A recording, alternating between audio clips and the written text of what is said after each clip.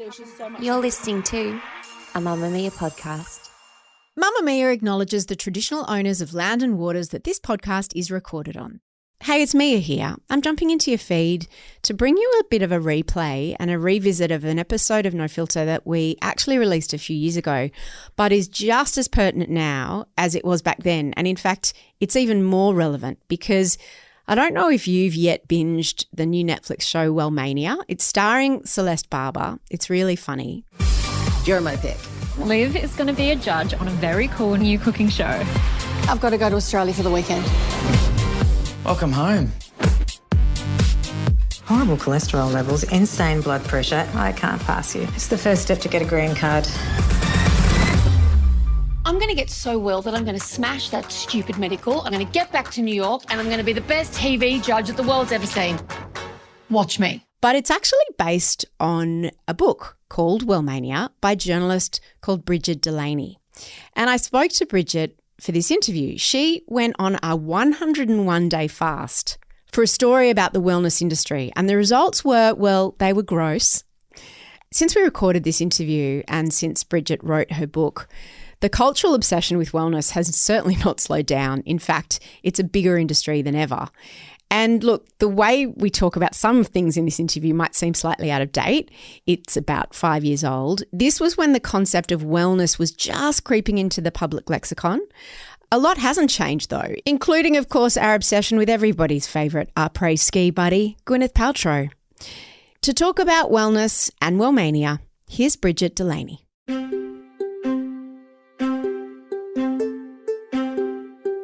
Hi, I'm Mia Friedman, and this is No Filter. Wellness. Just saying that word makes you feel more healthy, calmer, more virtuous.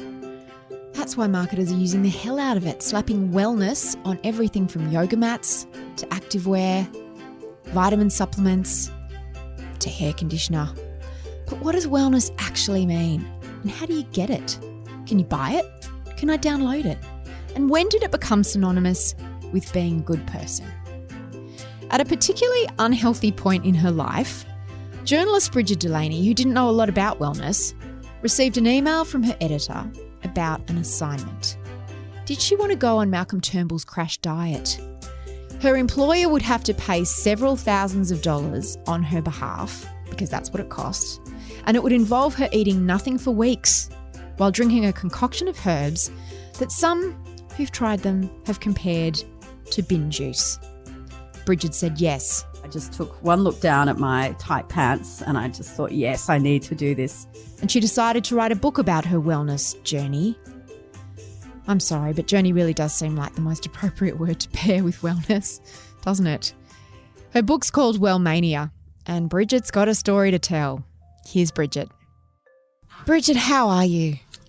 Well, I am well, thank you, Mia. That's a very loaded question. Yes, it is.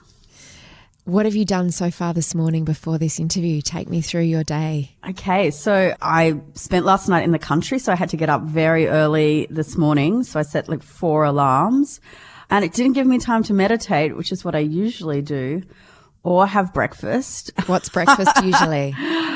It can be anything from, I just went to the farmer's market on the weekend and brought a heap of rhubarb and boiled it down, and I have that with Greek yogurt, or I have toast, or I have eggs, or avocado. So there's lots of different, when I was researching my book, there was all this different information about, you know, should your breakfast be like quite heavy on fats? Should it be, you know, low carb? All this sort of stuff. So I have very confused breakfasts because I'm still confused about what I should be eating. I'm very vicariously excited about the thought of you eating because your book starts out with a particularly brutal fast that you went on for 14 days. But before even that, the book actually starts with you in New York, just before you come back to Australia.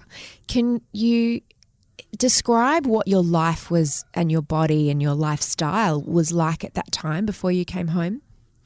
I guess I was like a lot of people, which is my 20s had well and truly finished, but the brakes hadn't been put on. So I was still going out a lot with, you know, the same kind of energy in my 20s, so late nights, but then getting up in the morning was a lot harder.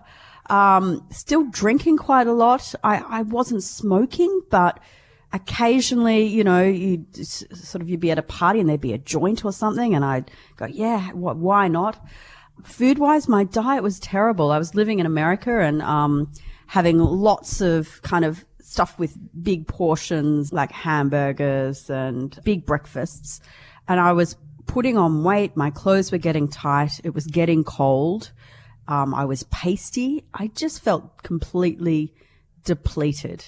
In wellness speak, did you hit bottom?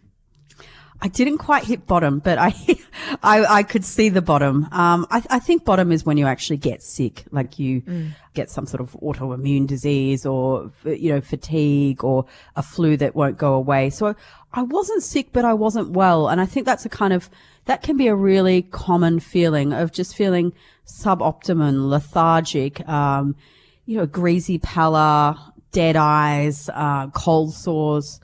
That was the sort of level I was bobbing around in.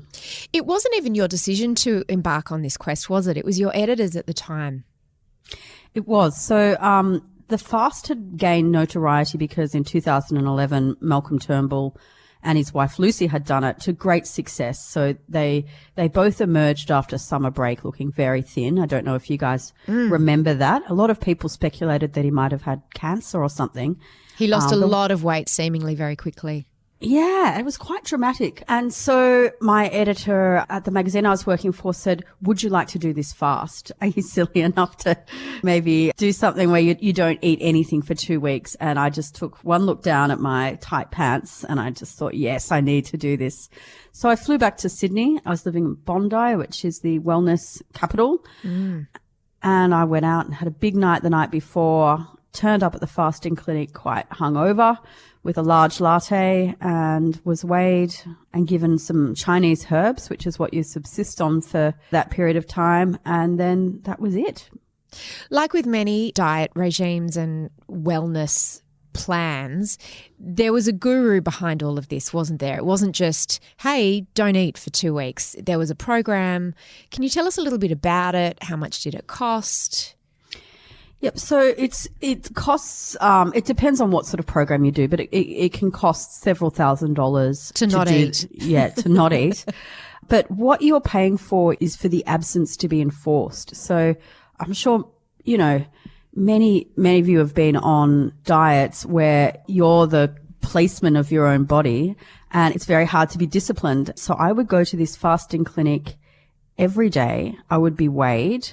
I would have acupuncture and I'd have this very rough massage. It was a massage on my organs. What was the purpose of those things? Well, the theory behind the fast is that even if you look skinny, you have this fat, if you have an unhealthy lifestyle, fat builds up around your organs and it can block oxygen from getting to them. So you're not actually functioning at the highest level. So your metabolism is slower. Your kidneys aren't flushing out what they should. Your liver's not working at its best level. So this fast aimed to remove I think it's called subterraneous fats around the organs. And then, they would be at their best level and you would never need to go on another diet again. You just had to stick with it for 101 days. That was 101 days. Yeah. And the purpose being really weight loss? They never said weight loss on the tin, so to speak. It was, but that's what everyone kind of went in for. It was particularly popular with Sydney businessmen. I'd go to the counter and there'd be these guys in suits who had the largest kind of guts and had obviously enjoyed, lots of meals at the pointy end of the plane and nice restaurants. And, it was a way of dropping weight really quickly, particularly around your middle, which is where a lot of men carry it. So, and it was all overseen by a Chinese doctor called Dr. Lu. Yes, that's correct. What did he promise you? Well, Dr. Lu was a man of few words, but he said if I stuck with it, if I followed the program to the letter, and that included not even chewing gum, then my organs would reach their optimum level and that I would lose weight as a byproduct. And he was correct. Now, we'll get to the fast in a second, but critics of fasting, of which there are many, and as you say, there's not a lot of research around fasting and its benefits because as you point out, there's no money to be made out of people not eating.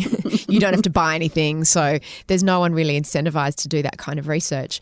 But critics of fasting say that, and this idea of detoxing, our bodies are full of organs that do that for their job, right? Our liver, our kidneys, our lungs, aren't they all detoxing things every day, every minute of every day? Absolutely. So if you've got a healthy body, even if you're feeling suboptimum, your organs are still working. They might be working a bit harder, but they're still working, and their job is to get rid of any poisons or toxins and the word toxin is also sort of a word that has come under scrutiny for being a bit of a non-word. Like, what is a toxin? Is it something that, is belched out in a factory, or is it something that we eat in a bagel? It's a very amorphous kind of word. So our bodies do all this work anyway. And a lot of research I did, doctors would say any detox kit or program is a complete load of rubbish because we have organs. What did your GP say? You consulted a doctor before you did it? I did. My GP, he was really interesting. He said, fasts have been around throughout history, that our body is actually quite equipped to fast if it's, relatively well supervised. And that fasting might teach me a good moral lesson, which is the lesson of hunger. The lesson of, what it's like to go without. So I found that approach interesting from a philosophical point of view. But I did go to Dr. Google quite a lot when I was embarking on it. The 14 days which you write about so beautifully and graphically and entertainingly, they're pretty gruesome, some of them. I mean, it sounds awful. Was it as awful looking back now? Would you recommend it to someone? Would you do it again? What was the hardest part? I think the hardest part is there's the hunger, which is really hard, but it's the lack of purpose. So when you take away meals, you take away a whole heap of life that is really essential, like socializing, enjoyment of food, ritual, the way that our time is organized. It's often organized around meals. So even though it was only a couple of weeks, I felt very lonely in that time. I didn't have, my friends didn't want to see me. They were, it's very uncomfortable if you're not eating and everyone else is ordering these big meals. People feel self-conscious. So I didn't really leave the house for a couple of weeks. And when you did leave the house and see your friends, sometimes you licked their food. That was glorious little anecdote.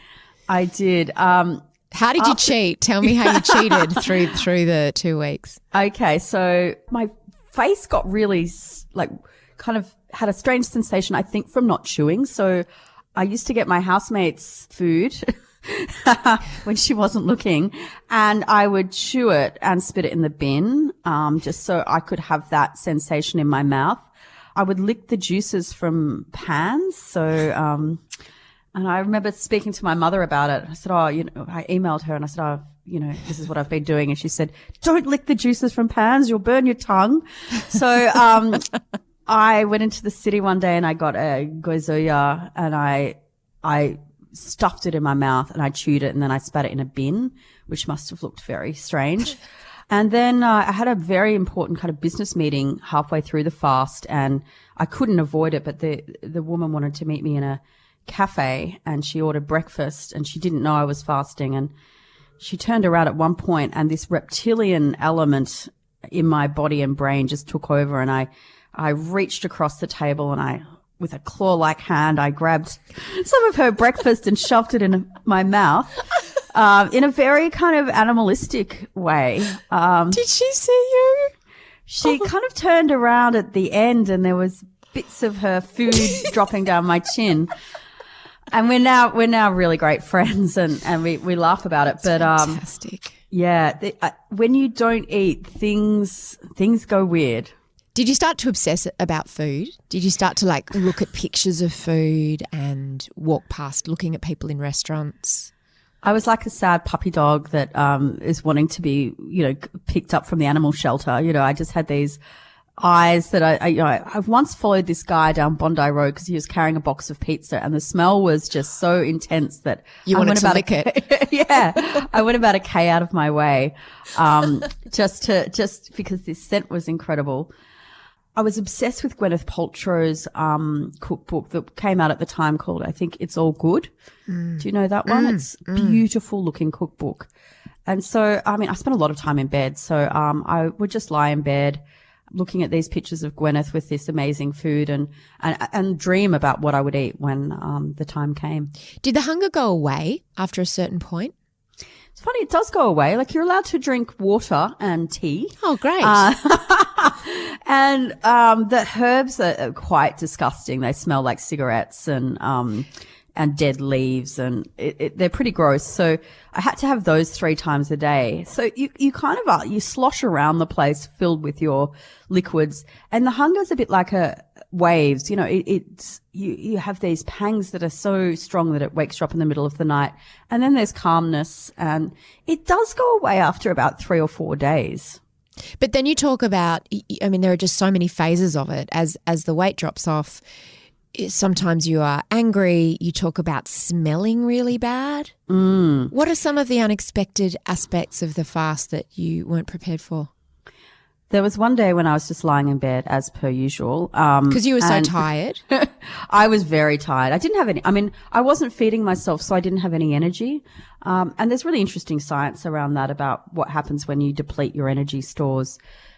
You know, for the first 3 days you were running on empty, but then the brain and the body switch fuel mechanisms. So, they switch to, proteins, muscle, things that are already in your body. So for the first few days I was really foggy, and the brain, you know, was getting about 70% of its nutrients from glucose, and then I wasn't manufacturing it anymore. So that accounted for the, you know, the vagueness and the tiredness. But then when it switched fuel sources, I felt incredibly switched on and very clear and highly energetic. And I spoke to experts for the book after the fast, and they said what happens when you don't eat is that your body starts looking around for whatever it can as a fuel source. So it will chew muscle, it will chew organs, even bone is something that the body will use as nutrients. So I had a lot of strange sensations, including chest pains, which were most likely my body eating my heart muscle. Yeah, it's pretty gross. And also my body didn't realize I was doing this for a magazine assignment and it would stop. So the body's long had this adaptation process. If there's no food, that it will start consuming itself, but it does get highly stressed. So, you know, it's fascinating what happens. The smells, it's just very strange. Like, I remember smelling, I lived near a backpackers hostel, and I was so angry because I was like, these backpackers, they've left out a rotting carcass of meat. It's disgusting. So I closed the window, and the smell was still there. And then I realized that I was the smell. I was just oozing this kind of odor.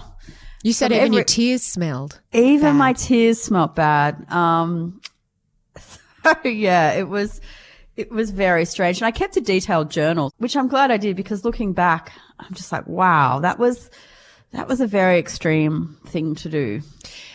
I have friends, or I know a couple of people who've done this particular detox with Dr. Lou. They describe the herbs that you have to drink as tasting a lot like bin juice would. Yeah, that is very true. You drink bin juice for 14 days. Yeah, no, they hadn't either, but how you imagine bin juice would taste. How did your friends go with the fast? You know, they got through it. They dropped a huge amount of weight. It didn't stay off. They wouldn't do it again. It's hugely expensive. It's very time consuming. But it's interesting. Some people sort of we're all looking for something, aren't we? Everyone's looking for the secret formula that's going to change our life and kickstart us to a different level. That is so true. And something that promises quick results and actually does deliver them. I was losing 1 kilogram a day. Every time I go into the clinic and get weighed, it was quite sort of extraordinary.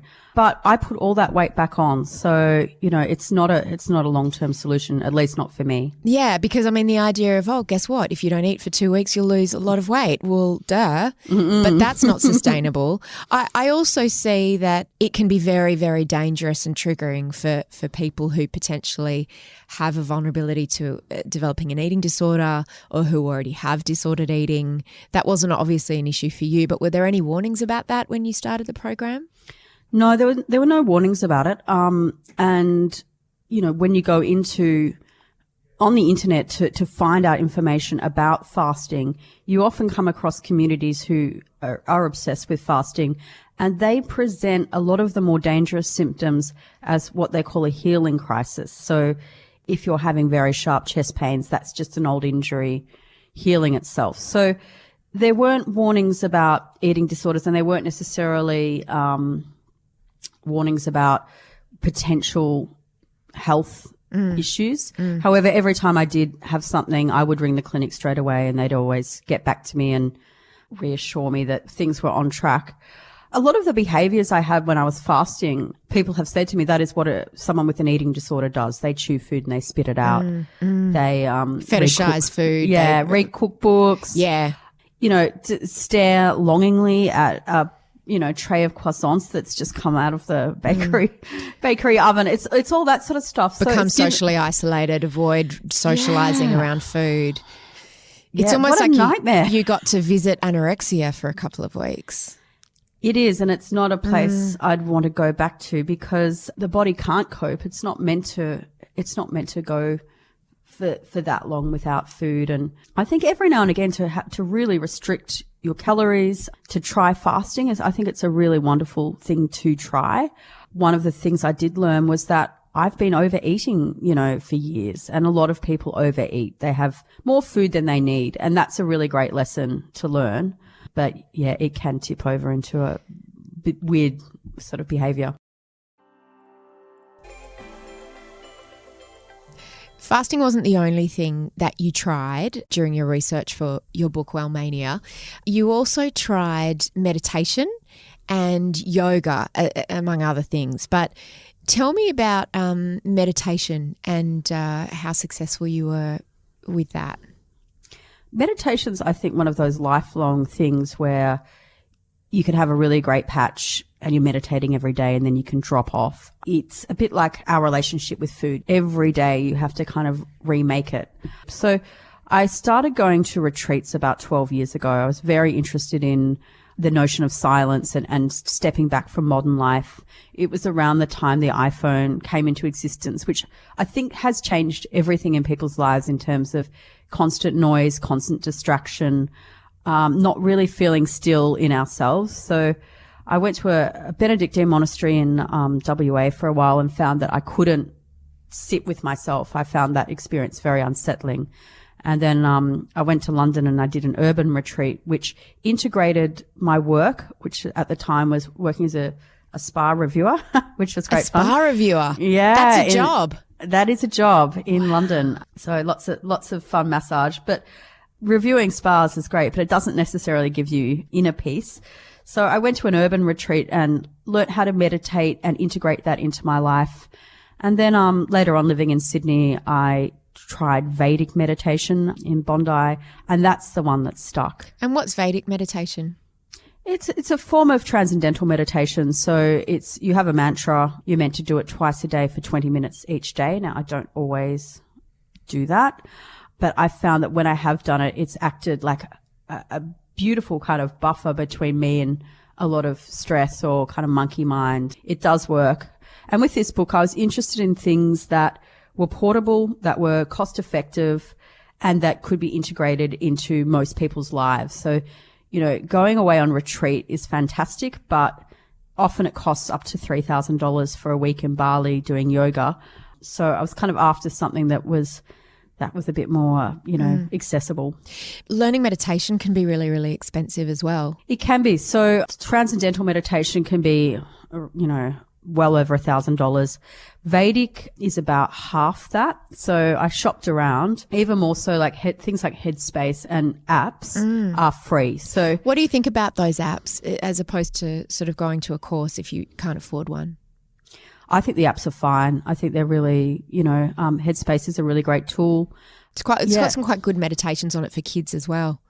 Absolutely. And I just think developing the practice at a young age is really good because it's something that they can always come back to. And, we were talking about, yoga, how you've done yoga on and off, and you in fact interviewed the founder of Bikram, Mr. Bikram himself, but that didn't go so well, right? No. So Mr. Bikram, who's, he is Bikram Yoga. I met him, I was interviewing him for the Sydney Morning Herald, and they'd just come to Australia, and we were at this penthouse at Circular Quay with all his kind of acolytes, and he looked me up and down and he said, "You are overweight. You do my yoga." And I just thought, how dare you comment on my body? And then I found out later on that he actually is terrible with women and has been, in court for sexual harassment and various other things. So my experience with Bikram was quite, I guess, in some ways typical. But then you started doing it for a while, which I just found disgusting. I've never done a Bikram class, I have to say, but reading your description of it really didn't make me want to do one.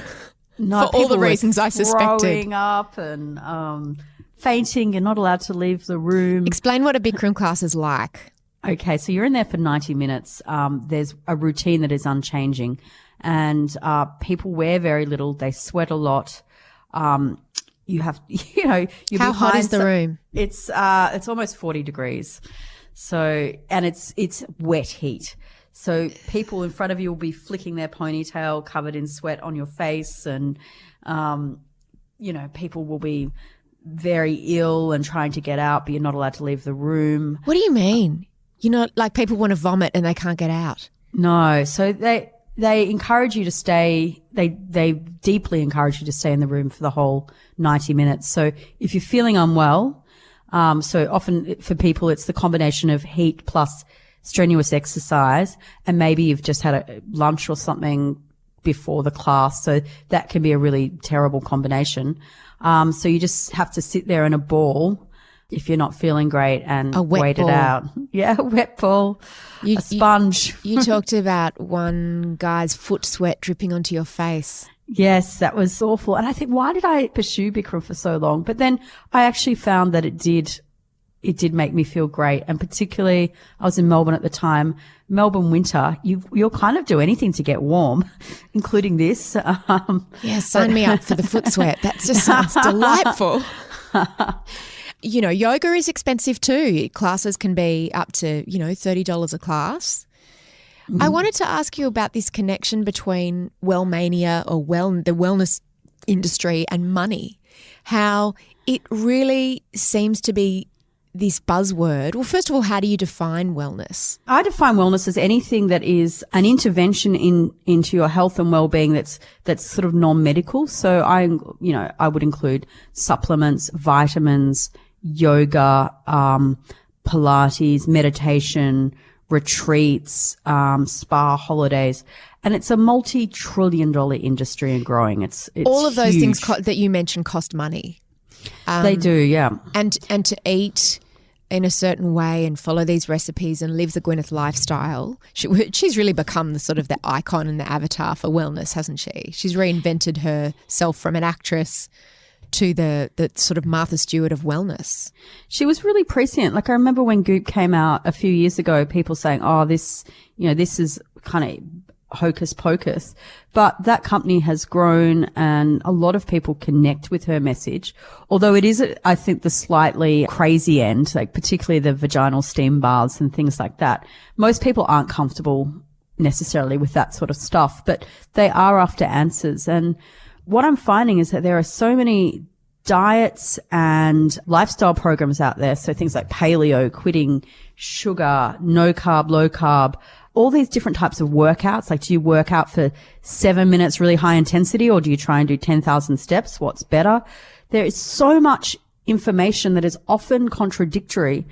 And people are very confused. It's hard to know what to do. And the industry takes advantage of the fact that we want a quick fix. We're not feeling great. And we have money to spend on it. It does feel a little bit like snake oil, doesn't it? Like if you put the word wellness onto anything, someone's probably trying to sell you something. Absolutely. Wellness and also Bondi. I think Bondi and Byron Bay are these products and places that are used to sell a certain lifestyle. Is wellness just the preserve of the rich and the privileged? It is. However, you'll find that our grandparents probably lived, a very idyllic wellness lifestyle, in terms of they probably slept a lot better than we did because they didn't have devices. My grandparents were farmers, so they were constantly moving around, and they ate stuff that was organic because it was on their farm. So in many ways, like what we are seeking is something that was very common in the past, but we've now moved into this kind of Frankenstein food era. There's a lot of processed food. So companies do package up, something and say it's organic and then charge us triple the price. Tell me about the connection between wellness and weight. Is it just another word for diet?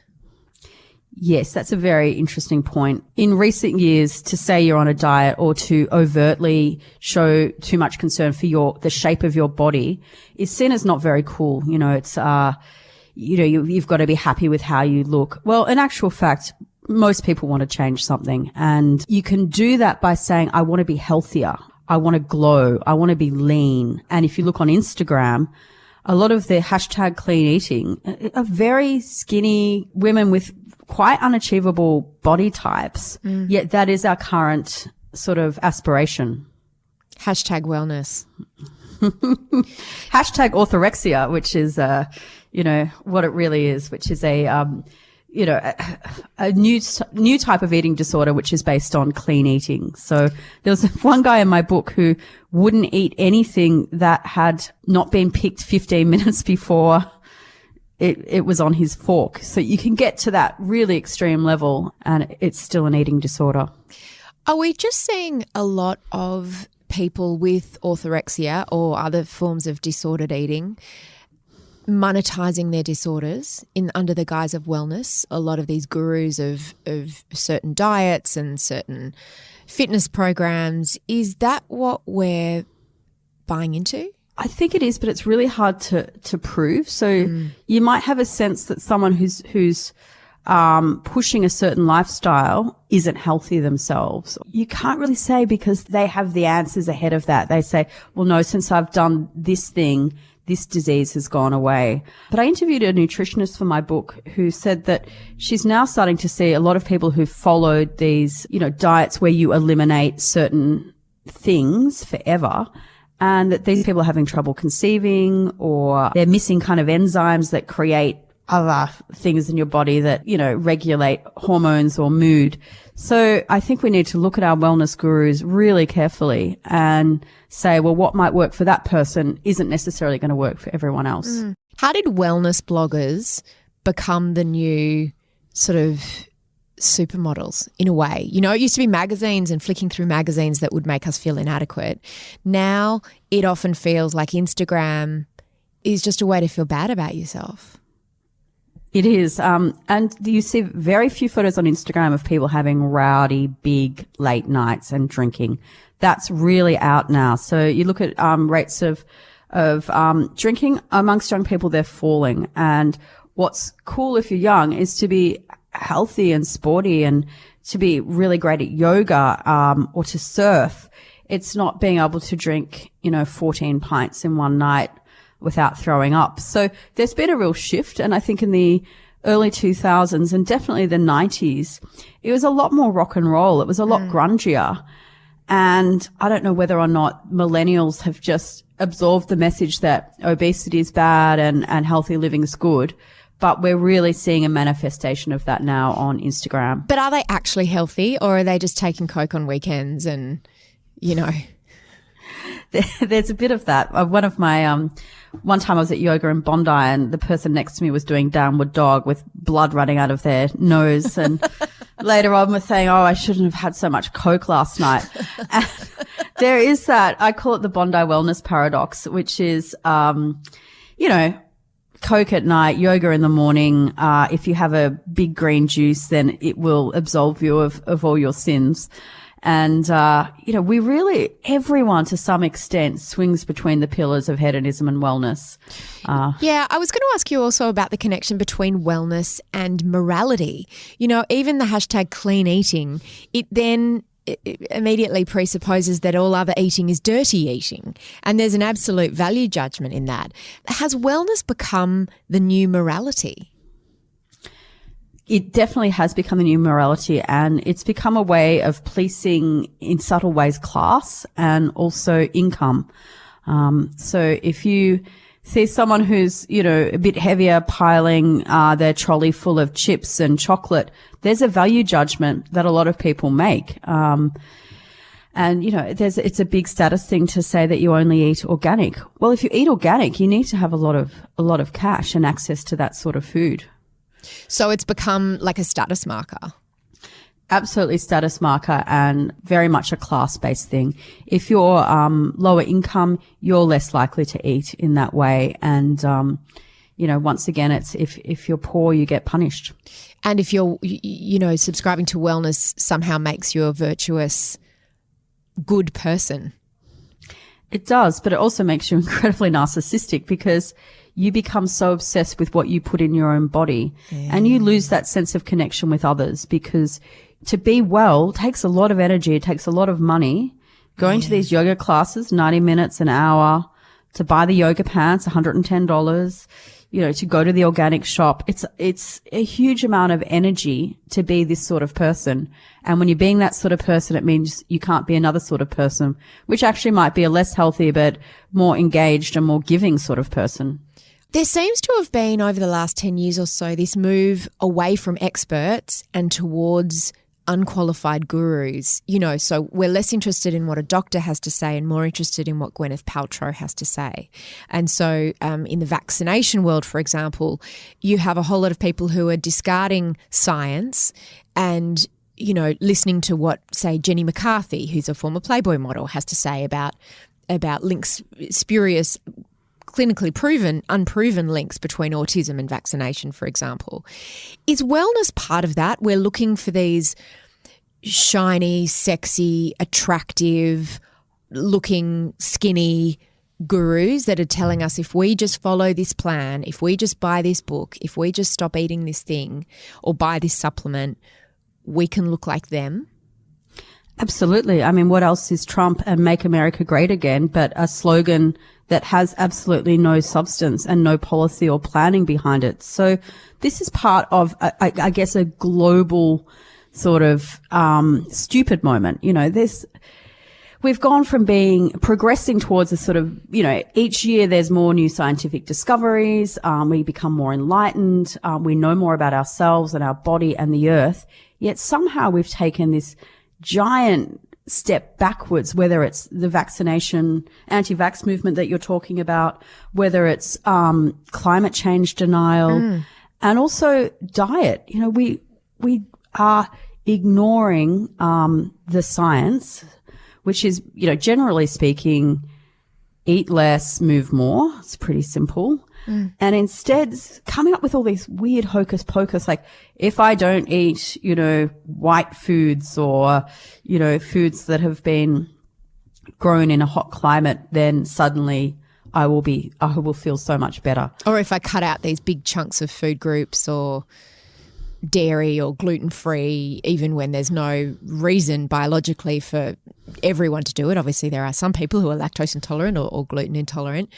But it's almost like we're looking for the quick fix. Is that all it is, under the guise of doing something good for ourselves? We're looking for the quick fix, and also we want to feel like we've got the edge so we can, a lot of conversations I have with people are, oh my God, I've just tried this new thing and I feel so much better. So people are sharing information, and everyone wants to kind of be a bit more knowledgeable than the next person about what's going to work. But I read this interesting book last night on the placebo effect, which is, placebos work on our brains. So if we are told to take a certain supplement and told that we will have more energy, then, we are actually inclined to actually feel like we have more energy because this is the kind of magical thinking. We're having a global moment of delusionment and I want us to wake up. Yeah, there can be a real downside to it though too, can't there? I mean, did you sort of get a glimpse into the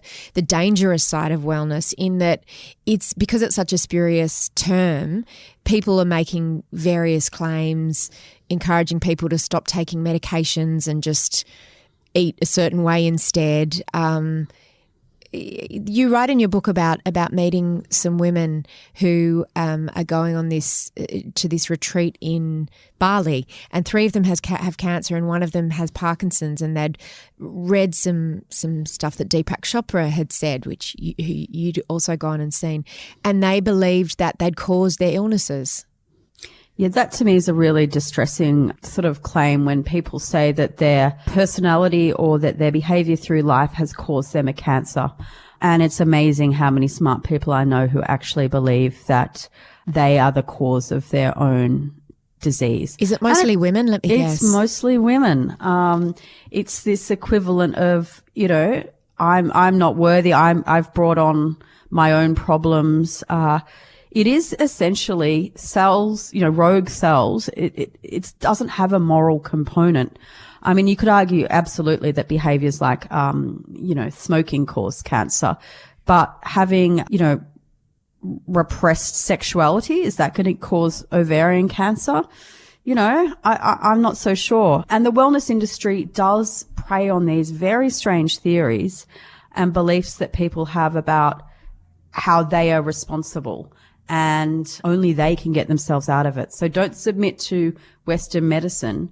Go and find some healer in Bali who'll poke your foot with a stick and, you'll get better. So there is an exploitative angle to it, isn't there, potentially? Potentially. I think a lot of the people who are providing these treatments genuinely do believe that they are being helpful. You have exploitative aspects when you have something like, I didn't go into it in my book, but I was very aware of the whole Mel Gibson thing when I was writing it, which is people getting health advice from Instagram. So, people who might have foregone chemotherapy because they read that Mel Gibson cured herself through, eating vegetables. So that's to me where it gets really dangerous, where it's okay if you're a bit overweight and you're trying to get rid of a few pounds. You can try some weird diet. But when you've got cancer and you need treatment quite urgently and you are getting your medical advice from Instagram, it's a bridge too far. Now that your wellness journey, your hashtag wellness journey has pretty much ended, has it ended? Or is it more you've infused it into your life and there are certain permanent changes you've made? Oh, look, it never ends. This particular aspect I know what works for me. I know myself as well. Like I'm pretty lazy. I'm pretty undisciplined. I love food. I love really nice wine. I still like late nights, but I know that I pay a price for them, and I'm constantly assessing whether or not I'm prepared to pay that price.